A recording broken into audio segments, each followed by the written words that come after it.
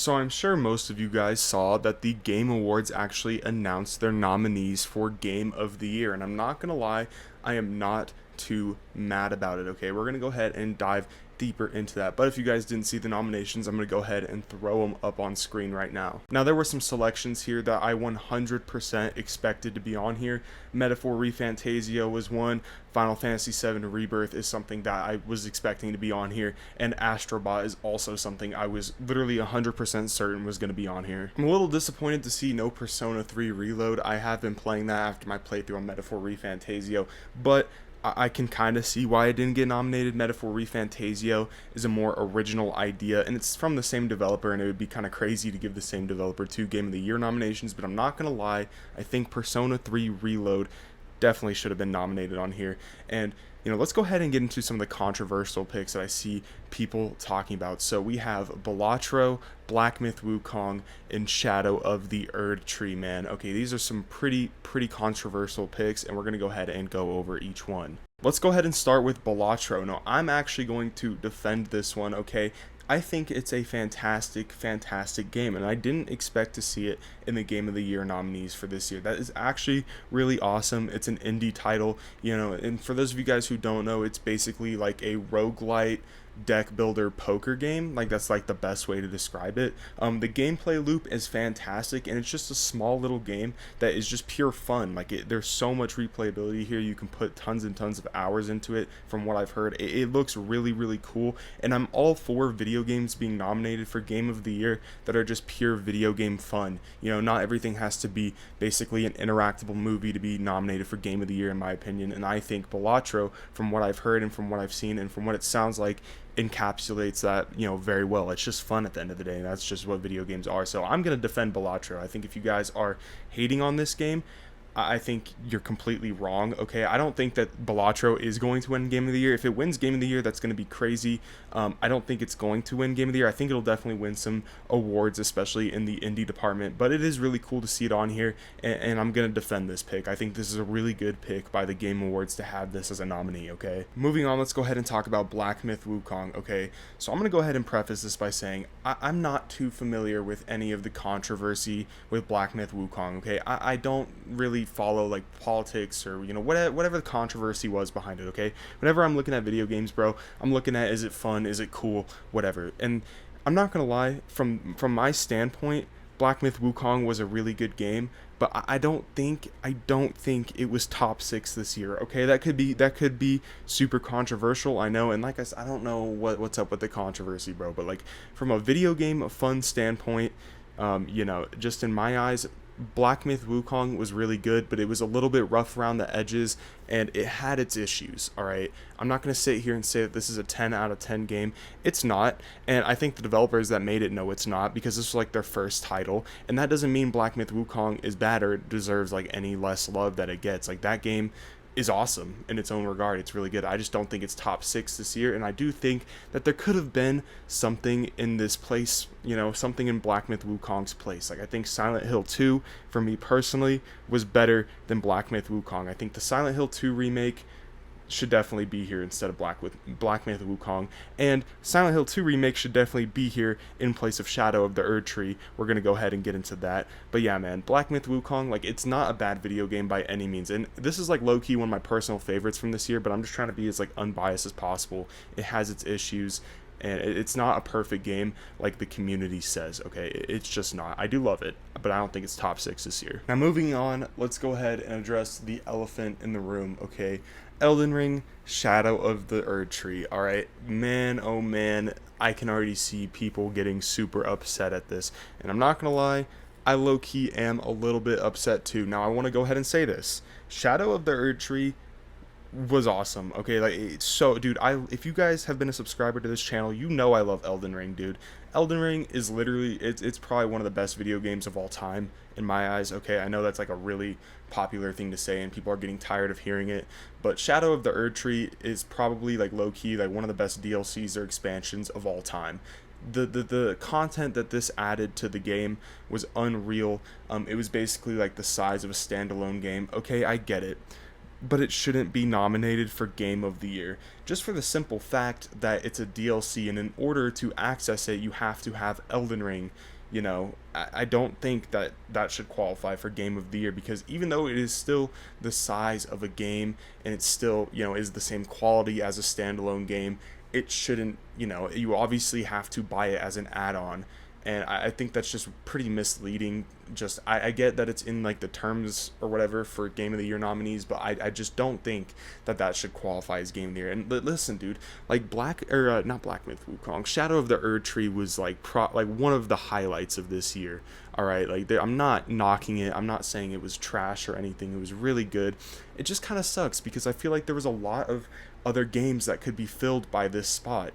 You know what I mean? And I do think that they should make a separate category for DLCs and expansions. I think that would solve a lot of issues for this debate right here. But yeah, I don't think Shadow of the Erd Tree belongs in this conversation, okay? I just don't think it does. And like, looping back, Silent Hill 2 Remake deserves to be on this list, alright? If we're going to sit here and say DLCs can be Game of the Year, I think remakes should be nominated for Game of the Year, okay? You have Final Fantasy VII Rebirth, which isn't like a true remake because it is switching stuff up from the original game, but it is still, using the same characters, the same plot, the same gameplay, loops. It's bringing back, there's the nostalgia factor at play. Like, I think that remakes, true remakes like Silent Hill 2 should definitely be nominated for Game of the Year.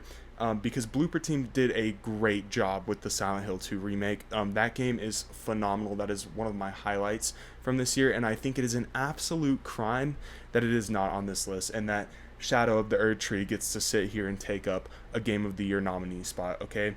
And, regardless of Silent Hill 2 being on here or not, there's a ton of other games that could have been on here as well, alright? And that's just super unfortunate, especially for the fans. And as someone who's, I'm one of the biggest Elden Ring fans of all time, I just don't want to see it on here. Because it just takes up space that could be, used to acknowledge some other developers that really deserve the love. So yeah, that's just my criticisms of the overall, nominees and picks for Game of the Year this year. I don't think that the, selection of games here is bad though. I think that it is a really good representation of 2024 and 2024's highlights in gaming. I mean, this basically embodies the highlights of video game culture this year, and I think that is really important to encapsulate as well with the Video Game Awards. I just really don't think Black Myth Wukong or Shadow of the Erd Tree should be on here. And if you disagree with me, that's completely okay. Like I said before, I'm not saying Black Myth Wukong or Shadow of the Erd Tree are anything to scoff at. These are amazing heavy hitters. I had so much fun with them. Black Myth Wukong is one of my personal favorite video games of all time, and Shadow of the Erd Tree, it's Elden Ring, also one of my personal favorites. I just, I would like to see other things besides these games. That's just my personal opinion. But overall, I feel like the selections here are overall a good representation of, video game culture in 2024. Moving on, I want to go ahead and talk about my personal pick for Game of the Year in 2024 out of all of these nominees, man. And my personal pick for Game of the Year out of all these choices and what I'm going to vote for is Astrobot. Astrobot deserves it in my eyes, okay? And, there's a ton of good options on this list. I really could see how anyone could vote for anything. I wouldn't blame them for voting for anything else, but, Astrobot would be super refreshing to see win Game of the Year, dude. This would be awesome to see this game win Game of the Year because, I feel like the last couple years, Game of the Year has really been the games that are, the most narrative driven. They're like movie games, right? Like they're super hyper realistic with their graphics, or they're like a massive RPG or something. And I think it would be really awesome to see a game like Astrobot win Game of the Year, because it's not trying to be that. It's just trying to be this fun project, and they put some crazy skills on display with the mechanics of this game and everything, and the level design, the soundtrack rips. It's just a talented game made by talented people. And it really kind of revitalized the 3D platforming genre as well, because that's a genre that is pretty much dominated by Nintendo, and it is super cool to see another AAA company make a 3D platformer and kind of step into the field and play ball with Nintendo in that regard. You know what I mean? I think it's really cool, and Astrobot is really kind of like, games like this are kind of like a bygone era for PlayStation. They don't really make 3D platformers anymore, so I think it would be really, really cool to see this win Game of the Year, because it would kind of, turn some heads in the industry. It'd be like, oh, we don't have to make a giant, massive RPG game that's a movie anymore to win Game of the Year, man. Like, people are really loving 3D platformers and games that are just overall fun. I don't know. I think that Astrobot deserves it in my eyes, but I could totally see how you could pick anything else on this list. Like, I wouldn't even be mad if you voted for Shadow of the Erdtree. I don't necessarily agree with it, but there's no denying that it wasn't great. I don't know. I think that this is a really competitive year, and I think anything on this list could win. I can make an argument for anything. All of these games have a really strong community behind them. If I'm not going to pick Astrobot to win Game of the Year, the two other games that I think I would vote for would be Metaphor ReFantasio and Final Fantasy VII Rebirth. Those are also amazing games, and I could see those winning as well. Those are my second and third picks for most likely to win Game of the Year, but I really do think Astrobot has a strong chance here, and this is my highlight. My number one experience from this year is Astrobot, and I feel like a lot of you guys can relate, and if you haven't played Astrobot, go ahead and play it, man. It's really, really good. But yeah, I could see anything on this list winning. Anything, in my opinion. But yeah, that's really going to do it for this video. That's going to go ahead and wrap up my thoughts in this overall discussion. I want this video to be a discussion that is respectful around the Game Awards. So go ahead and comment down below what you guys think should win. Do you guys think Shadow of the Erdtree should be in the nominees? I'm really curious to hear everyone's thoughts and everything. This is a really interesting year, and this was a pretty big year for gaming. 2024 looked like it wasn't going to be that eventful, but it panned out really, really well, in my opinion. And overall, I'm excited for the Game Awards. This was a really good year for the video game community. So yeah, let me know what you guys think. And if you guys do enjoy the content, make sure to drop a like and a subscribe. I'll go ahead and get out of here, and I'll see you guys in the next video. Peace.